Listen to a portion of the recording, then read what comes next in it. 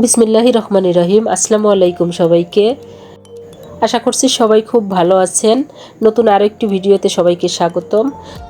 আজকে চেপা শুটকি ভুনা ভর্তা কিভাবে করব সেটা আমি আপনাদের সাথে শেয়ার করব। আশা করছি সবার খুব ভালো লাগবে। তো আমি এখানে চেপা শুটকি নিয়ে নিয়েছি। এখানে গরম পানি দিয়ে ধুয়ে নেব। বেশি গরম পানি দেওয়া যাবে না, অতিরিক্ত গরম পানিটা দিলেই শুটকিটা গলে যাবে। হালকা গরম পানি, যাতে আঙ্গুল ডুবালে কোনো রকম আঙ্গুলে যন্ত্রণা না হয়, এরকম গরম পানি দিয়ে শুটকিটাকে ভালোভাবে পরিষ্কার করে নেব। চেপা শুটকিটা গরম পানি ছাড়া কোনোভাবেই পরিষ্কার হয় না। তো এইভাবে করে সব শুটকি আমি পরিষ্কার করে নিয়েছি। শুটকিটা আমি ভাজবো না, শুধু শুকনো মরিচ এবং রসুনটা হালকাভাবে ভেজে নেব। খুব একটা ভাজতে হবে না, হালকাভাবে ভেজে নিলেই হবে।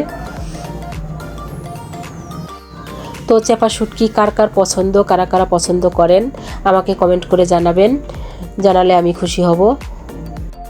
শুকনো মরিচ এবং রসুন ভাজা হয়ে গেছে। এখন এই চেপা শুটকি সহ, আমি কিন্তু শুটকিটাকে ভাজিনি, এই কাঁচা শুটকিটাই আমি সুন্দরভাবে পাটায় পিষে নেব। এটা আমি অফ ক্যামেরায় করেছি, আপনাদের দেখাতে পারি নাই। তো এখন এখানে চুলোয় প্যান বসিয়ে দিয়েছি। এখানে 1 কাপ পেঁয়াজ কুচি দিয়ে দিলাম। এখন পেঁয়াজটাকে ফ্রাই করে নেব।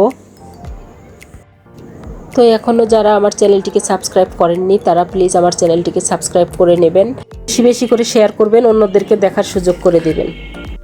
পেঁয়াজ ফ্রাই করা হয়ে গেছে। এখন যে শুটকি এবং রসুন শুকনো মরিচ পেস্ট করে রেখেছিলাম সেটা এখন এখানে দিয়ে দেব।